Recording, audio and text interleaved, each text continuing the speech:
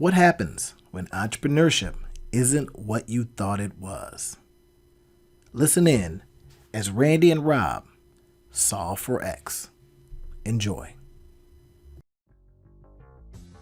This business podcast, the Two Business Guys Mastermind, uncovers for you secrets and share tips and tricks to entrepreneurship as they mastermind on how to have startup, operational, and overall business success so that you can go on to get better results. Enjoy.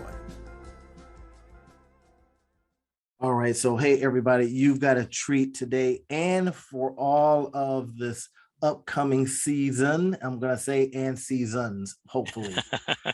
We have the new co-host of the Two Business Guys Mastermind. And I tell you, I'm excited to see what we come up with for you guys, and all the stuff that when we get together, how we talk, how we interact back and forth. We're big readers and we love just getting after business, argue about it sometimes. and your new co-host, the new doctor, the new James Bond is none other than Robert Heath Sr. Rob, tell us a little bit about you, sir. I can't do you justice. Well, first of all, brother, I just want to thank you for allowing me to jump on this amazing train. I love the work that you all have done, that you and John did getting this started up, and I love being a guest a couple of times last season, and so I'm excited to be on here and to be able to continue, giving some of the nuggets of wisdom and some of the mistakes and things that I've experienced in this business journey to the people that are listening. And so I just really want to thank you for Absolutely. extending the offer, and I'm really excited to be here. For those of you all that don't know me, my name is Robert Heath Sr. I am the current Chief Vision Officer of the Legacy Leadership Consulting Group, and I'm the president of the Legacy Empowerment Academy companies. I am a former Marine Corps officer.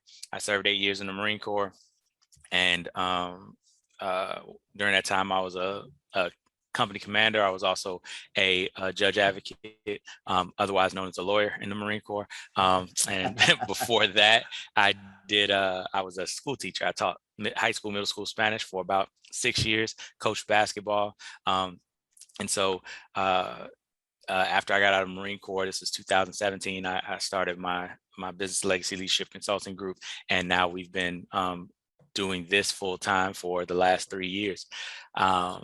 And so, there's more to that story, but I will stop with there because I don't want to keep just rolling on. I don't want to do all the talking. You got this, and I tell you, if you guys, when you listen to how John and I interacted last season, John was the more quiet one, and you probably says, is this guy ever going to talk? But now you may say, is this guy ever? It might be me saying, is this guy ever going to talk? And it's always good to have the energy of the other person, right? Mm-hmm. And how you bring things, and we just want to have the kind of show for you that gets you results. As you know, mm-hmm. This is what we do here at the Two Business Guys Mastermind, is that we find these problems that entrepreneurs are having, and whether it's startup, whether it's scale up, or whether you're just like, I just want to make some consistency happen. And we just come in and says, okay, here's some problems that we're noticing out there in the marketplace. How can we, in the time that we spend together, make it better, get you more profits, hit your bottom line? Can we bring our experiences in and do some good things for you? So I expect that in this season, we're going to be doing a lot of that.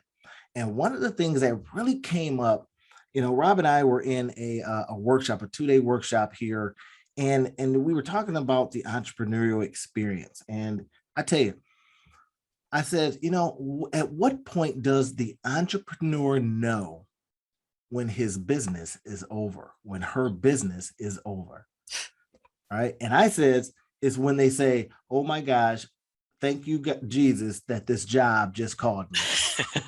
I think that's when you have decided to capitulate. Mm-hmm. That's when you have decided to go, you know what? Maybe the business isn't working. I'm glad I now have a consistent stream of income. I wonder, right? And I wanted to throw that out there, and we can argue this one. I think that's when you said, that's it. as Mm-hmm. opposed to, and get this right, as opposed to knowing what your spreadsheet is telling you.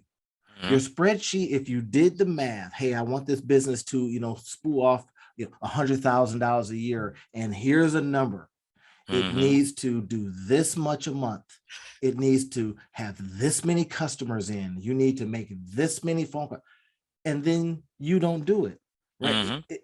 Are entrepreneurs thinking too big and doing too little, or Mm-hmm. what's happening? How did the Yeah. job seduce them again? Yeah, I think that's one of those. It's really interesting because it's so hard to make it black and white, right? Like, we read tons of books, and I'm always looking at other people that have gotten there before me, right? Before I built a six-figure business, I was looking at people that had built six-figure businesses. Now I've built a six-figure business. I'm looking to build a seven-figure business. I'm reading books by people who've built 7, 8-figure businesses. And one of the themes that I hear that's consistent throughout all of those books and throughout all of those entrepreneurs and, the videos, the webinars, all the stuff that we go to is I probably quit at least once a day. Right. Like most of the people say that. And I've even felt it. Like there's something that will happen every day that makes you be like, I know that it's easier over here.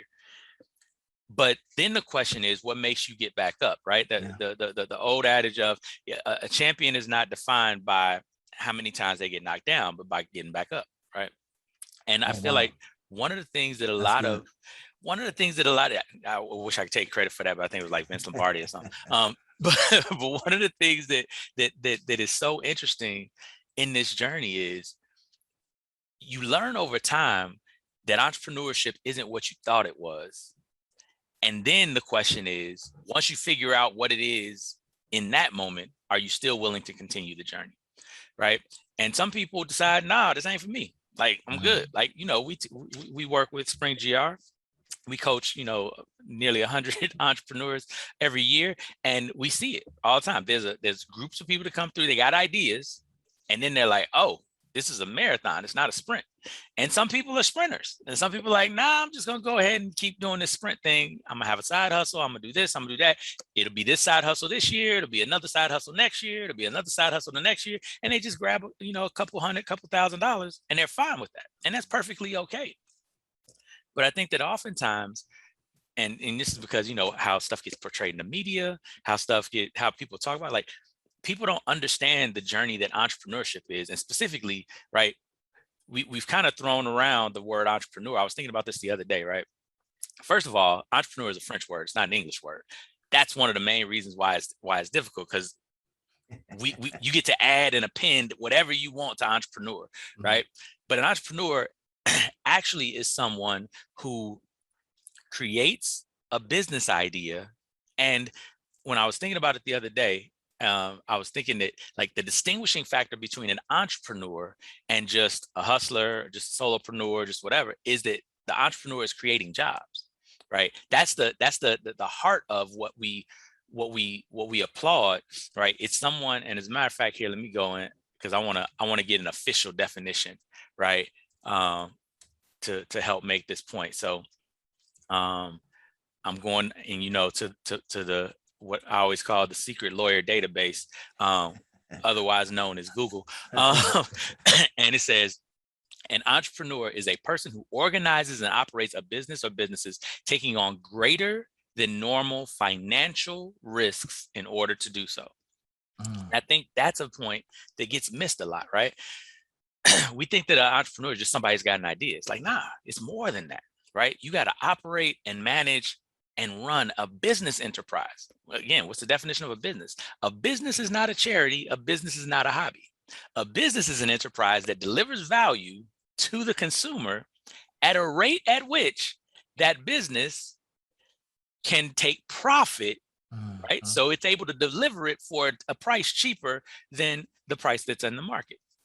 And so when you put those two things together, I think a lot of people are striving to be entrepreneurs, but haven't really gotten there. So going back to your question about, how come people aren't doing what's on the spreadsheet and all the rest of that? It's that existential crisis of, am I really serious about this? Is this what I want to do? Is this who I am? Is this what is calling me? Or is this a means and a method to scratch some itch, right? To get some extra money to do this thing over here. Entrepreneurs are a different breed, man. And some people dibble and dabble, some people try it out. And it's okay if you figure out that this ain't for you, right? When I joined the Marine Corps, there were 65 guys that started off in my officer candidate school class, all of us trying to be Marine Corps officers. 36 of us graduated. Now, some of that, 28 that didn't graduate because the Marine Corps said, nah, bro, you ain't got it. Right? You don't have it. So. Right. But there were a number of those 28 that didn't graduate. They didn't graduate because they was like, oh, excuse me. Nah, this ain't for me. all this marching and listening to people tell me what to do. And I'm good. Like you had the opportunity to basically raise your hand and leave. You had to stay for 4 weeks. You can opt out, huh? Right. You could opt out. There was 10 weeks of training. After week 4, you could leave on your own. You can just be like, I'm good. I'm done. And they'll pack you up. So that's like the entrepreneur getting the job saying, you know what? Ooh, thank God that job called me. Exactly. Right. Right. Thank God I'm going to have that steady income. Thank God I don't have to chew this glass. I heard an entrepreneur say, starting up businesses was like chewing glass. And why would you want to do that? And then start up multiple businesses. Why would you want to chew glass again? Right. Exactly. And it's interesting. I just kind of think that within that whole framework, right, we have the chase of an opportunity. We have, like you said, the scratching of an itch, right? And if in that scratching you develop an infection, right, then perhaps you need to stop scratching. And that's what I'm just curious about, because I gave my job back to the economy 3 years ago to just go all in entrepreneurship. And then I just started asking questions. How do I like to do my entrepreneuring? Right? Do I like to do it in I'm going to show up at this store every week. I'm going to, build this business. I got to ship stuff out. And I thought, no, I want to have instant scalability. How can I create something that I can leverage software, that I can leverage, digital things. So I started creating digital products, and that's the business that I run. Right. So it just dawned on me that if that is the thing that's holding entrepreneurs back, that straddle between, man, this is hard, I should go get that job. And I'm going to, instead of focusing on 1 or 2 things, I'm going to focus on 22 things. Right. It begs the question, are you cheating on that opportunity by spinning up too many of them? Right. And, I've talked about this before, the spinning plate syndrome, right? Yeah. But I posed that question in a group that I'm in, and I says, why are you cheating on your business? And the group went nuts, man. I mean, it's like, why are you cheating on your business? Right. And whether it's your man or woman, why have you treated this thing that could feed your family like it's the side business? You know what I'm saying? I'm not gonna say the side woman, the side man, but that's so I'm curious about that. Yep. You hear it all the time. Focus and you get results. Yeah. Do 1 or 2 things, get results. But we want to do 22. Are we baking in failure? I think that, again, there's this, everybody wants this answer as to what's the key to success, right? And the problem with that is there's as many answers as there are people, right? That doesn't mean that anything can work. But it does mean that you have a specific secret for success for you.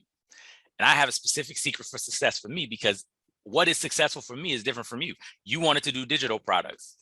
That's not my lane, right? So if I'd have tried to do exactly what Randy did, I wouldn't be successful, right? Leadership and people development is my lane. That's what I have done. And throughout my life, if you go back, right, all the way to college on forward, all I have been doing is developing people, because I believe that, and it's crystallized now, 20 years later. And as I started my business, I really had to get deep into this. But my entire life has been built off of a core belief that people have greatness within them, and that if I'm going to give value, if I'm going to lead or call myself a leader, my job is to facilitate them manifesting that greatness, them bringing that greatness to the world. Now, I have a company, I've built a company around that idea now, but I mean, I think that one of the interesting things, and I want to get your take on this as well. One of the interesting things about when we get to this space where you can do entrepreneurship full time, where you can say, this is what I do. I know I had a number of businesses that failed and a number of other business successes that were part-time side hustles before I had this business. And I want you to just think about, like, what do you think? How do you think the fact that you had business success before you decided to give your job back to the economy, how do you feel like that impacted your journey? Oh man, that's a good one. I was doing a bio, right? Somebody says, okay, could you send me your bio, right? When did you start doing business stuff? And to me, it was like, well, I was just thinking about when I started what I'm doing now, but I had forgotten that I started with real estate when I was 20 and bought my first piece of property, not a house to just live in, but I bought a duplex. Why? Because I was thinking if I could just rent out one side, I could pay the house note. And if I had a roommate, then that would put me ahead. And then the next year I bought another one that says, now, if I could take this is long before they were flipping houses, right? Right. Or this is before they were flipping houses and just ruined it for everybody. But I started thinking entrepreneurial from that standpoint, right? And I started going, okay, the bringing together of resources and to create something that wasn't there. Kind of an idea, right? But then I dig a little deeper and I says, well, I was just kind of scratching my own itch or solving my own problem. I got tired of having, sending my money over to Mike, right? Mike every month. And I'm thinking I could do this. So I had a job and then at the job, then I says, well, if I could just buy this piece of real estate, I can kind of create my own retirement. So I don't have to wait for that whole, 30 and out situation. And then I started thinking once at the job, I thought, I wonder if I can get them to pay for my school. That's thinking entrepreneurial, but it was something that I hadn't thought about, hadn't been able to separate as this is what I'm doing entrepreneurship, because I was just saying, hey, look, I'm just trying to solve my own deal. Exactly. And now all these years later, I started thinking about how I leveraged that and how I says, okay, when I needed flexibility in my life because I had to take care of a sick parent, sick relative. And I says, man, I got to come off this job. I thought, what can I create, solving one's own problem again, that allows me the flexibility and income enough that I could do this, right? Take time off the job. Then I started thinking, man, I kind of like being able to take time off the job. Exactly. That's awesome. So I started spinning up book writing. And then I thought, well, what else could I do? I got a lot of ideas. I said, well, why don't you create an institute where you're constantly testing something, right? And I thought, well, if I'm doing that all the time, I'm spinning up, retail stores. I got to go into those stores. I said, nah, I need to have something that scales instantly. So I says, well, there's this thing called the internet, right? I can create digital products, digital businesses, digital approaches, whether it's websites and all that kind of stuff, right? And I thought that would give me the flexibility to be able to move about the world, to try different things, to scale them up if they work, to really kill them off if they didn't work. And I built the Institute, our Bridge Business Institute, to house those ideas. The ones that work, you guys get to live. You guys over here, you don't, right? Exactly. I'm gonna gut you for parts. Exactly. So, so that journey that you just put together, that journey, I think so often the concept of entrepreneurship is talked about like this business idea, does it succeed or does it fail? And I think that's what I was talking about as far as, the media narrative of, overnight success or one hit wonders and all the rest of this type of stuff. Like that entire trope of ideas of that somebody just popped up on the scene and they didn't do anything to earn it. And they haven't gone through and it's like those montages in action movies where the main character goes from being a weakling that can't do nothing to in 30 seconds being the best fighter in the world. It's like that's years. That's not like that didn't happen in 2 weeks. You know what I mean? Like, and And so often I feel like entrepreneurs come into this game and when they're going back and forth, it's that existential crisis of, am Mm. I cut out for this? Am I really? And it's like, you're going to have some times where you go back and forth to the job.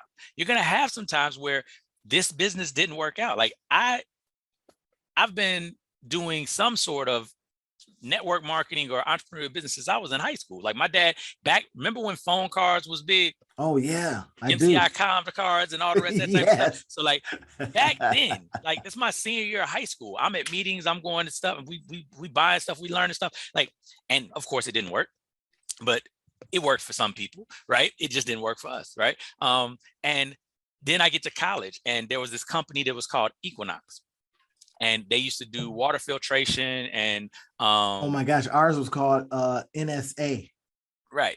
So Right. I was in that. I went to I paid my money and I went to not to California. We went to Vegas, right? Because there was a big national convention. Arnold Schwarzenegger was there. He spoke. He was the humanitarian or the philanthropist of the year award winner for the company or whatever. So I got to see him speak live. Like, and I just jumped in a car with some dudes. Right. I'm in college. I'm in Champaign, Illinois, because I went to the University of Illinois.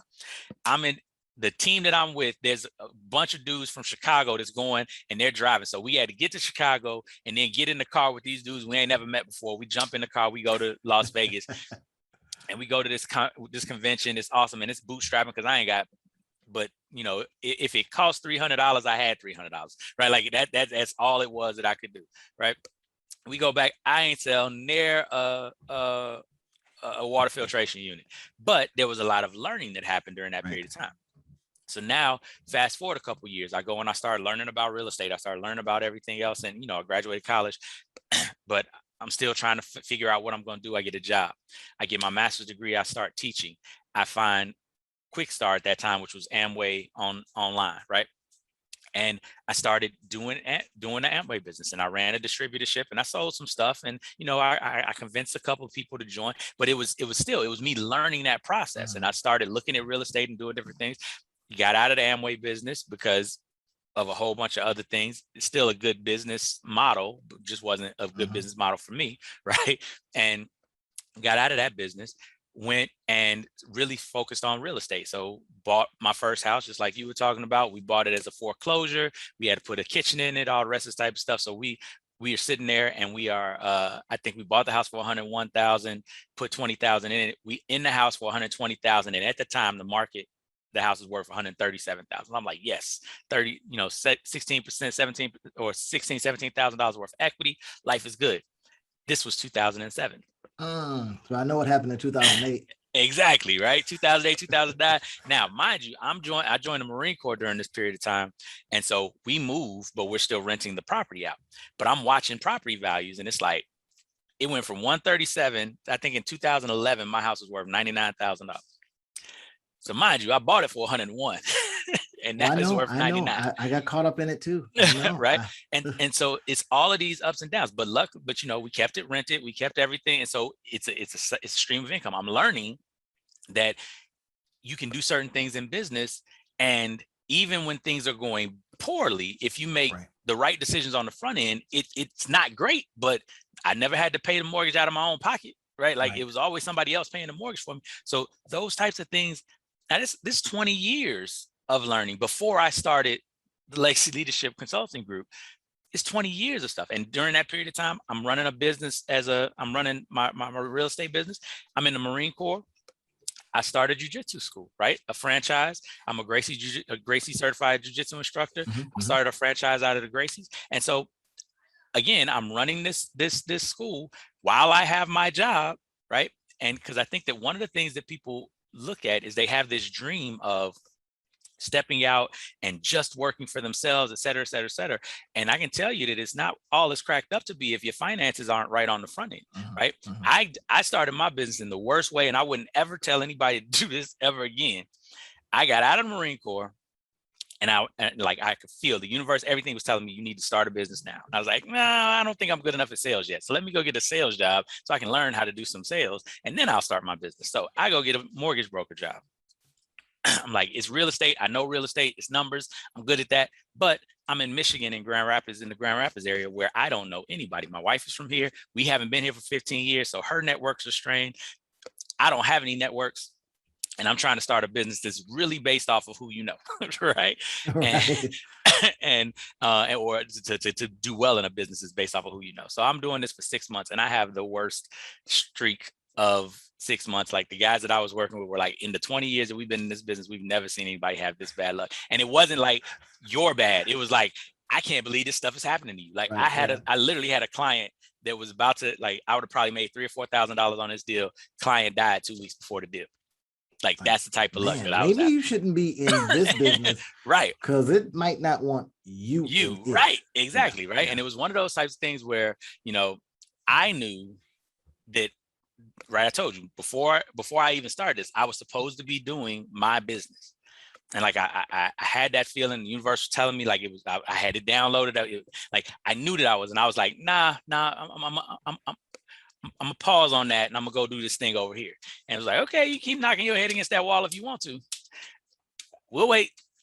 Yeah, you Right? can chew that glass, right? Exactly. You're making it hard on yourself. Exactly. So I made, in 6 months, I officially earned $1,200. Yeah, yeah. That might be that point where you go, how do I know that the business is over? Right. Exactly. And this wasn't even a business, right? Like, this was a job. And that was the key thing.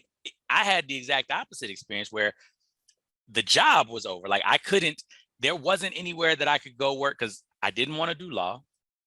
I knew that I could do law, but I didn't want to do law. Like, those weren't the types of problems that I wanted to solve. And so then I go, and I'm in that space. But what was crazy about it was, I'm sitting there and I start my business, but I had to, in that moment. And I think for me, again, everybody has their own journey. For me, I had to go through this period of it testing my resolve as to whether I was serious about this or not. Because again, I had always started businesses while I had money on the side. So I never needed the business. The business was always kind of a thing that I wanted to do. And I wanted it to blow up, but I wasn't going to I never gave it enough attention, enough energy, enough consistency, right? So fast forward to starting Legacy Leadership Consulting Group. I mean, I don't want anybody to think that it was I just started and it was a rock star business and everything was great. No. First 6 months in business, I think I made $15,000.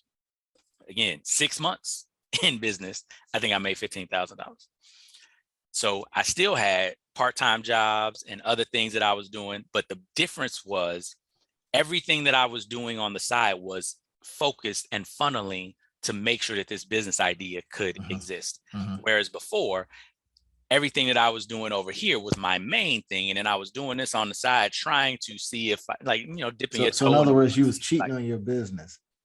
Exactly. With these other businesses. Exactly. And then now all these other things, all these other side hustles, I ship shopped, I substitute taught, I did varsity tutors, just a number of different things in order to make money so that I could pay for my family and get food and all the rest of that type of stuff. Yeah. But then my business was my primary objective. Yeah. And I'm so curious about that, man. When I talk to the entrepreneurs, and I want to interject in here too about having just finished reading 12 Months to 1 Million. And one of the big lessons that just dropped on me. And I'll just segue into that right now. So it talked about this, right? It says, hey, 4 products, 25 sales a day at an average of $30 a day a sale. Will get you times 365, right? 365 days a year, will get you to the 1 million plus mark. Yep. 4 products. Now I did this, I took this piece of information and I was talking to an entrepreneur the other day and I says, 4 products, 25 sales a day of each of those products, time an average of $30 per sale. Gets you to $1 million, right? And her eyes just popped out because that's the simplification of what you need to do. Exactly. Now, finding the product, obviously, but when he talks about that, can we get one product? That's the focus moment. That one product to get us 25 sales. Then move on to the next one. But our energy is being dissipated right? It's being dissipated with these other things. And then one of the entrepreneurs that's near and dear to my heart, I says, thank God this job is coming. And I'm thinking, well, your spreadsheet told you that if you just had, 28 customers that on your, subscription service, it'll feed you. It'll feed you real well. So every day, tell me what you did toward getting that 28. Yep. Well, I did this, I did that, I did. How much of that was toward getting that 28? Exactly. Right? And it's really, really funny. Also, quite recently, I asked an entrepreneur, I says, tell me what you do in your day. I says, tell me your 8-hour day. And she says, I don't work an 8-hour day. She said, I work 4 hours. She said, but I've been able to automate this side of my business. And it is earning me X amount, and I'm not going to get into her business, but X amount of dollars a month. And she says, I'm good. Because that's what I wanted to do. She wanted the freedom. She wanted to be able to have a business that she can automate. Right now, she still has to, pack and ship and all that kind of stuff. Right. But she has been able to leverage the software. It's really like the stuff that I love to do. It's created that one time, leverage it forever. And then, I can run ads to different things and ramp it up.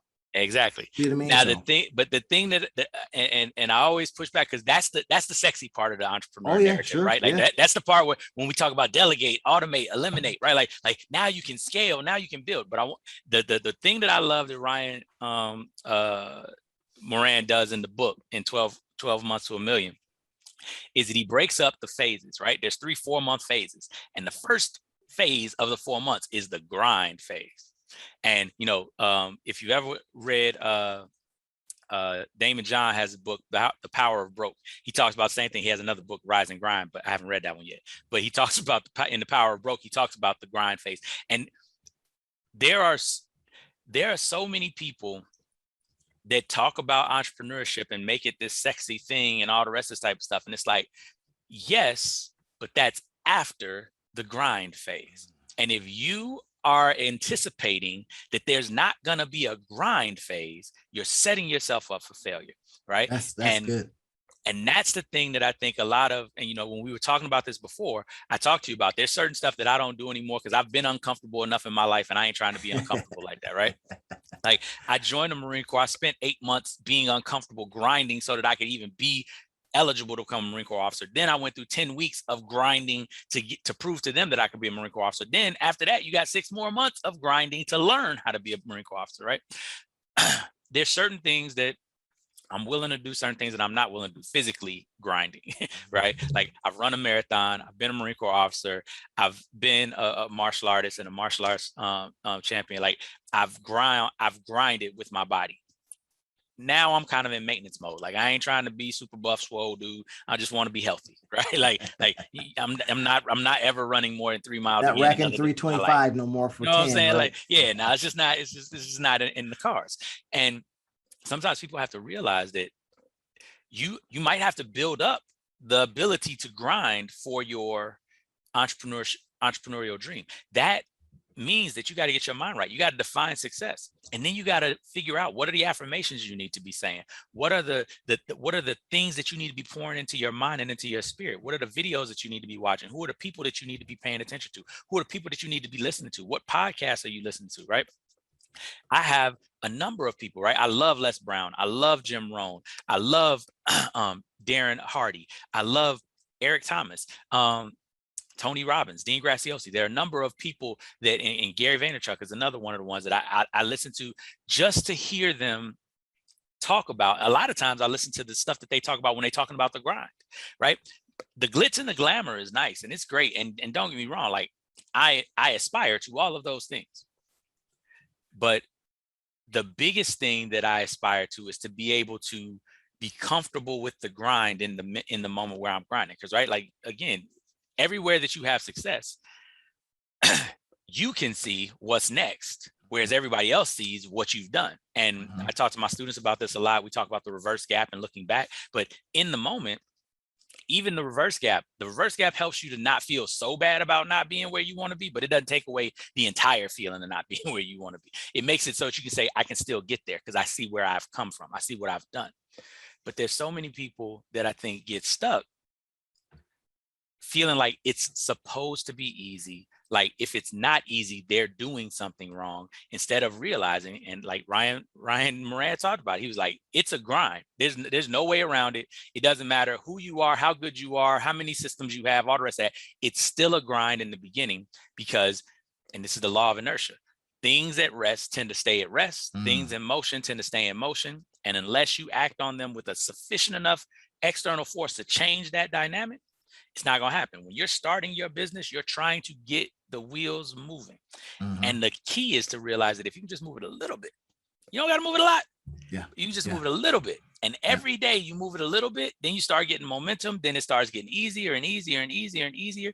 And then you look up, and now 3 years later, I have a staff of 6 people. I've got a 6-figure business, and I'm able to take care of my family with the money that I make in my business. But again, I made $15,000 my first 6 months in business. Right. Oh, right. And by the way, I had borrowed $12,000 to start my business. So I really made $3,000 my first 6 months in business.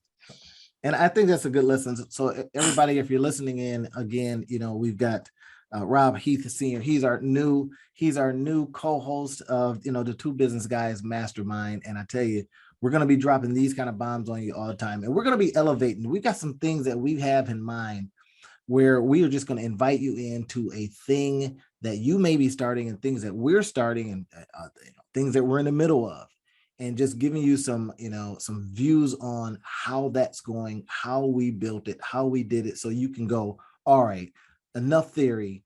Let's show us the receipts, show us how you're making it happen. And we hope that when you see that, you can go, oh man, this is possible. Because we know that grind period is what it is, right? It is that time where you gotta put in the sweat, right? You can't leverage yourself out of it. You can't outsource yourself out of it. You can't do anything. You've got to put in that kind of work. Now, you can be smart and do those things. Right. We'll help you do that kind of stuff, so you're not just going, oh my goodness, I'm everything, wearing all the hats. We'll show you how to leverage some of these other tasks, automate some of these other tasks, give you what we've experienced from reading and from, grinding and failing and doing some things, give you that step over, that chasm, right? We're gonna give you that step over, and says, okay, don't step there. That could be a problem, right? So let me leapfrog you over that with what we've done. And we hope that you listen, right? And I tell you, Rob, I get, I don't know if it's just me, if I get some of the most hard-headed entrepreneurs, or they just want to shake their head, and I got to show them the way, and then they go, oh man, I never looked at it like that. But I tell you, are you finding in the work that you do that entrepreneurs, they just don't want to do what will work? Is it that they have to experience it for themselves, or is it something internal that they're setting themselves up for failure by just going, yeah, I'm not doing that? It sounds like it'll work, but I'm just not. Yeah, one of my mentors said this to me, and it was really interesting. And we were having a sales conversation, and one of the things she said is, there are 3 things that go through people's minds when they're listening to you talk about whatever your offer is, whatever you're presenting to them. And generally, a sales conversation is us presenting a solution to a problem that they've already told us that they have, right? And what she said was, they either and this is the root of all objections. Either A, don't believe that you can do what you said you could do. So they don't believe you. Right? They don't believe that you can do it. Even, right? B, they don't believe that it works, even if they believe you. Right? Like, they may think that you're awesome, but they're like, nah, that thing, I don't see how that happens. Right? Or the third thing, which I think I did A, B, C. So the third thing in this scenario, and this is the hardest one for most of us who are helpers and most of us who are trying to help people to catch, is they don't believe they can do it. So they may believe in you, they may believe in the system, they may believe in the product, they may believe in whatever it is that you're teaching them, but they still don't have the personal belief that they can make it happen. I always call this the halo effect. It's one of the reasons why I went to group coaching instead of individual coaching, right? Because the halo effect is that effect, and I know you've had this before as well, where you're sitting with your mentee, And you're explaining to them things and they're looking at you and you can just kind of sense that in every one of their answers, they're like, of course that works for you, but You've got the I'm silver not going to be tongue. able to You do it. can, Right. you You're present amazing. well, and Right. you, Exactly. Right. Like you've already built it. You've done this before and you're this, or you've got this degree and and it's like, okay, I got it. You don't believe that you can do it. And so one of the reasons why I went to group coaching is because in that dynamic, people get to watch other people with the same problem they have, sure, that they see more like themselves, get coached, and they even wind up saying the same thing that I'm saying to the other person, right? Because in their minds, they're like, oh, here's the solution to that problem. And then they hear me say it, and it just reinforces what's already in their mind. So it circumvents that feeling of, I can't do this. And so to your question, right? I think a lot of people haven't developed that personal belief. And I understand that issue tremendously, right? Again, I'm a Marine Corps officer.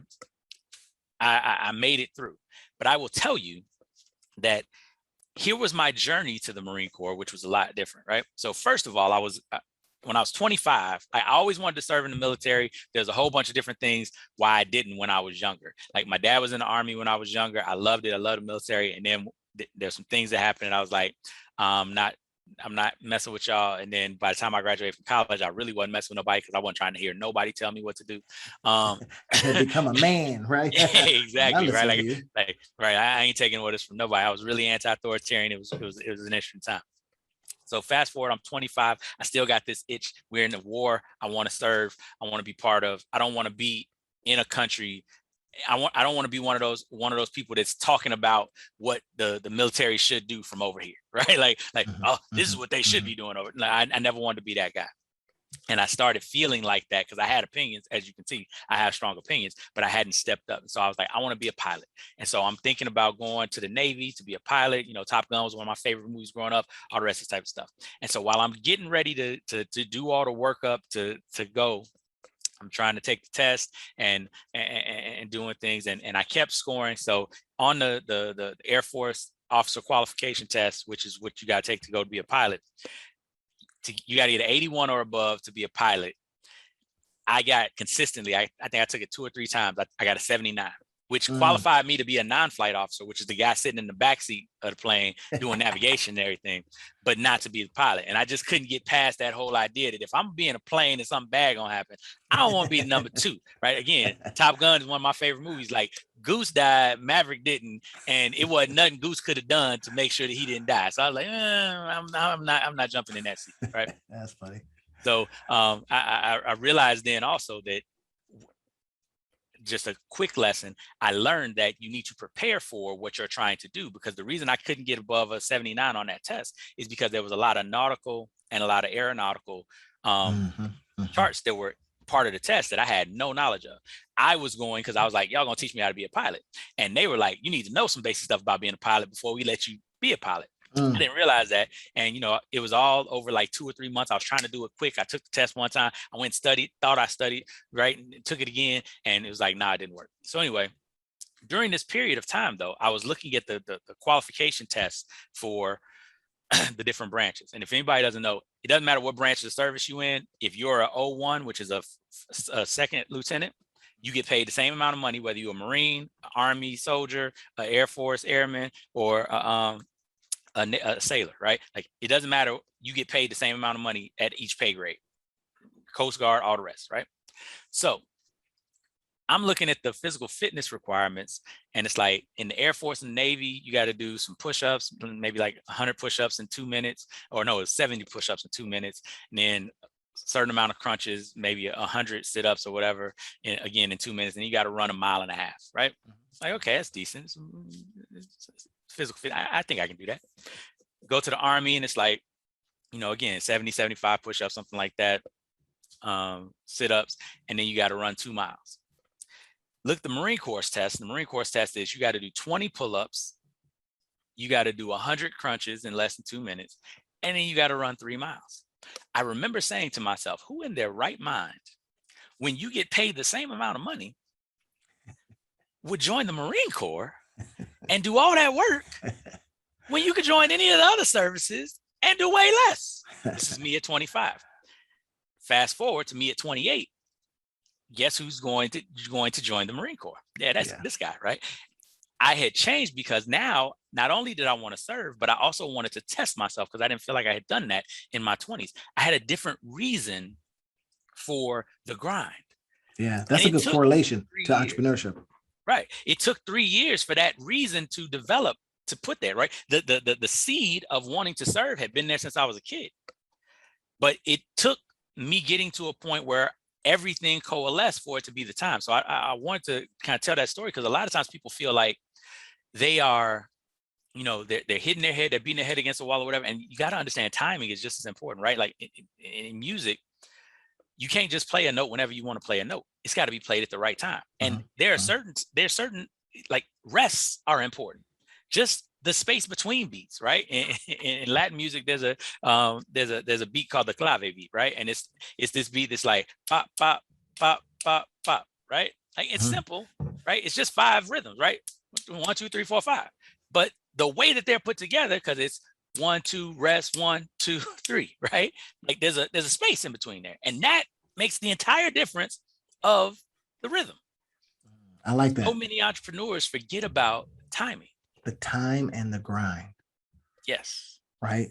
Yeah, that's good. And that's why I worry about the entrepreneurs that have said, man, thank God this job called me, because they might have needed to put in just a little more time in the grind to have pre-prepared themselves for what's possible and what's coming next. Definitely. But I think the only thing I will push back with, and I want to ask you a question too, is sometimes that going back to the job is the thing that will remind them that they hate the job. Right. And it'll prepare them and because a lot of times we have to be reconvinced of the stuff that we need to know. And so I wanted to talk to you, like, when you were working, what was the thing that allowed you to keep grinding at real estate and at getting your degree and at all the rest of that type of stuff on the other side? What was the thing that kept you in that space? It was a driver, right? I really recall, and it's really, really funny. I thought, well, I'm not, and this is something to really think about. Men, think about this.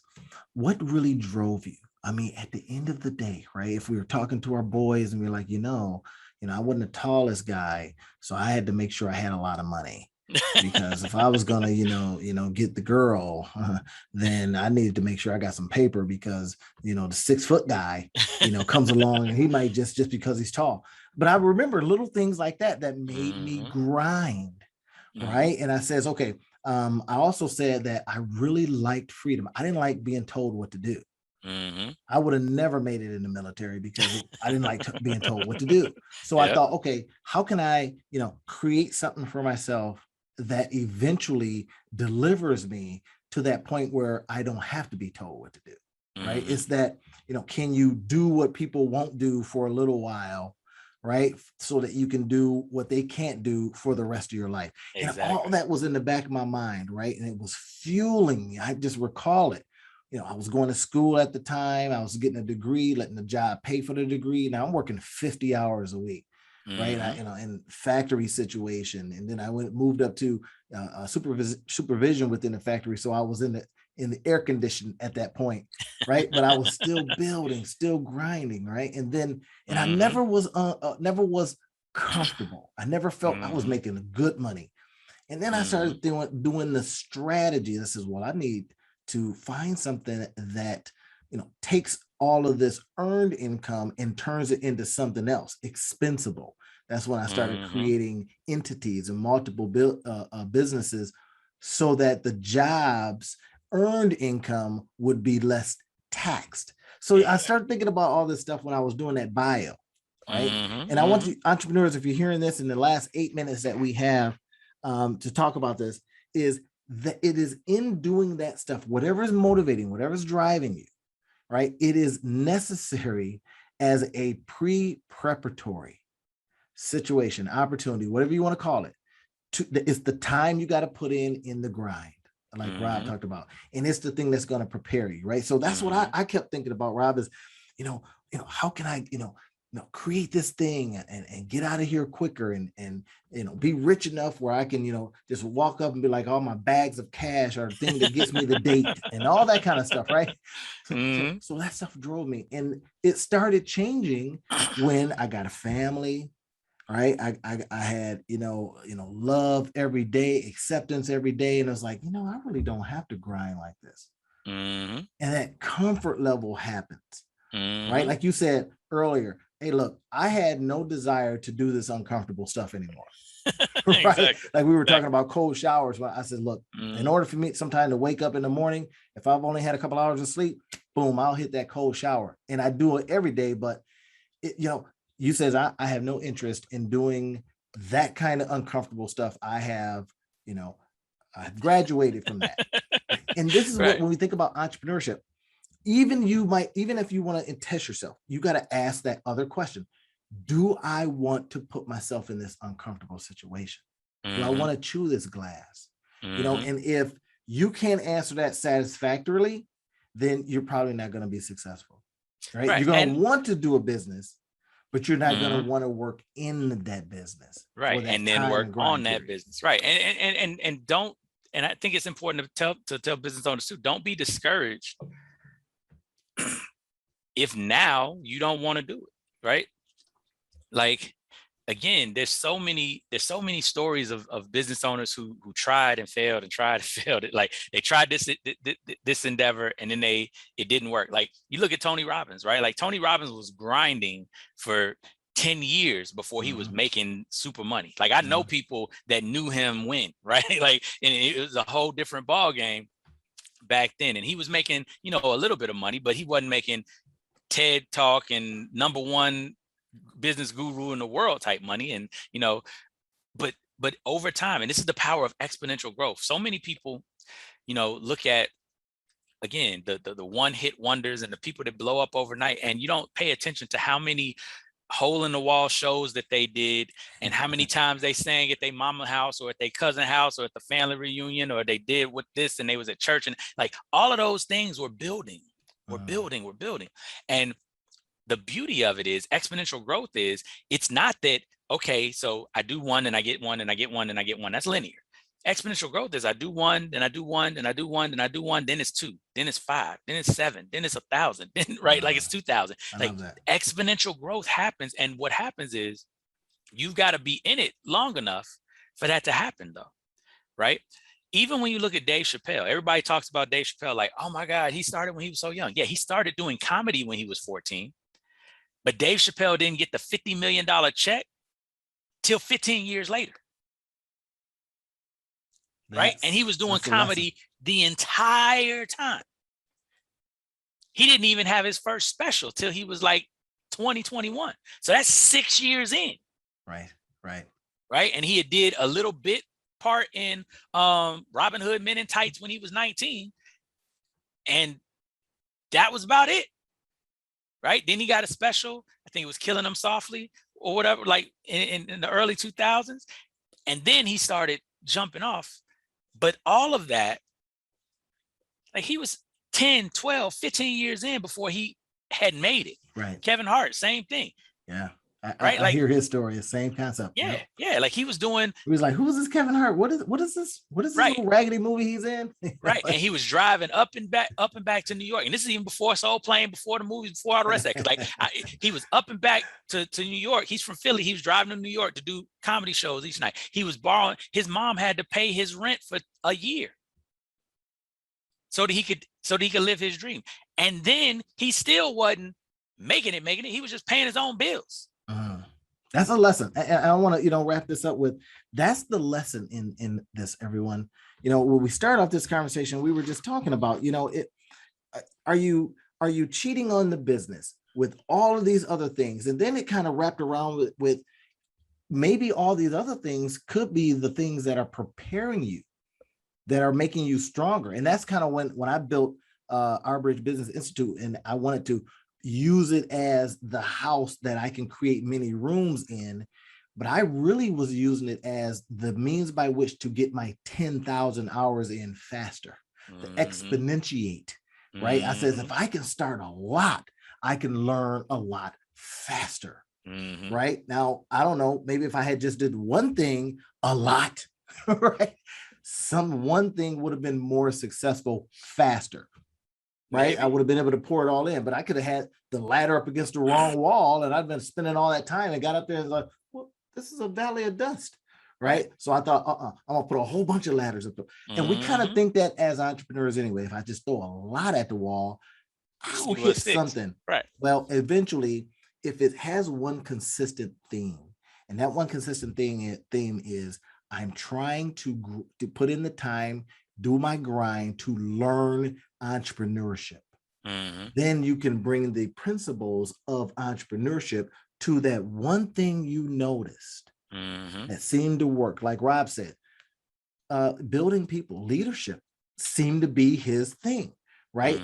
And I know what my thing is, and I'm pursuing it with gusto. And we want to encourage you today to go out there and do your thing with gusto. Get out there and start putting in the time. When the job starts calling, you ask yourself, does that fit within my mission and vision and values? Does it fit with the thing that I believe that will release me to the world, that will get out there and solve the problem you wanted to solve? And this is something that I heard you say, Rob. You says, I didn't want to solve that kind of problem. And that's what I ask of the entrepreneurs. Do you want to solve that kind of problem? Exactly. And then why? Yep. And don't be upset. Don't think that you have failed if the job calling you right now is the thing that you need to be doing right then, is the thing that makes the most sense to you. You have the flexibility and you have the freedom to move and to do things. Just understand this is a journey. Understand that you're learning and you're getting prepared. So as we go forward, I think that, a note to leave the entrepreneurs on is understand that your journey is your journey. You need to be pouring into yourself consistently. You need to be reading. You need to be gathering information. You need to be motivating yourself. But you also need to be taking care of yourself and not telling yourself negative things. I'm not cut out for this. This isn't for me, etc. Just because it's not working out the way that you think it should be working out doesn't necessarily mean that it's an existential crisis. You just might not be doing the thing you need to be doing. That doesn't mean you're not the person that you thought you were, that you're not an entrepreneur, quote unquote. That's good stuff. Hey, sir, I certainly appreciate you agreeing to come on and co-host. I think we've got some really good energy. And again, when we start building out the blocks and then letting the entrepreneurs see, hey, here's the building blocks. Do it like this. I believe we're going to have some tremendous success. We love building people. We love building businesses. We love trying things. And I say to entrepreneurs all the time, hey, listen, you are now a scientist. Right. So if you look at the things that you try and the things that you do as another experiment, there is no failure. There we go. We either win or we learn. We either win or we learn. You heard it here. The two business guys have masterminded with you today, and we hope that you've been able to pull some of these jewels. Right. You brought your satchel and you can pick them up and take the jewels home and say, yeah, I'd like to trade these in, please. Right. And we hope that you were able to do that. And we will see you on to the next week, where we're going to be dropping some more good stuff for you. Come on in, hit the subscribe button. If you're looking at this on YouTube, if you're hearing this on Anchor, go ahead and subscribe and download and tell your friends. We'll talk to you next week. Have a great one, everybody. Appreciate it, brother.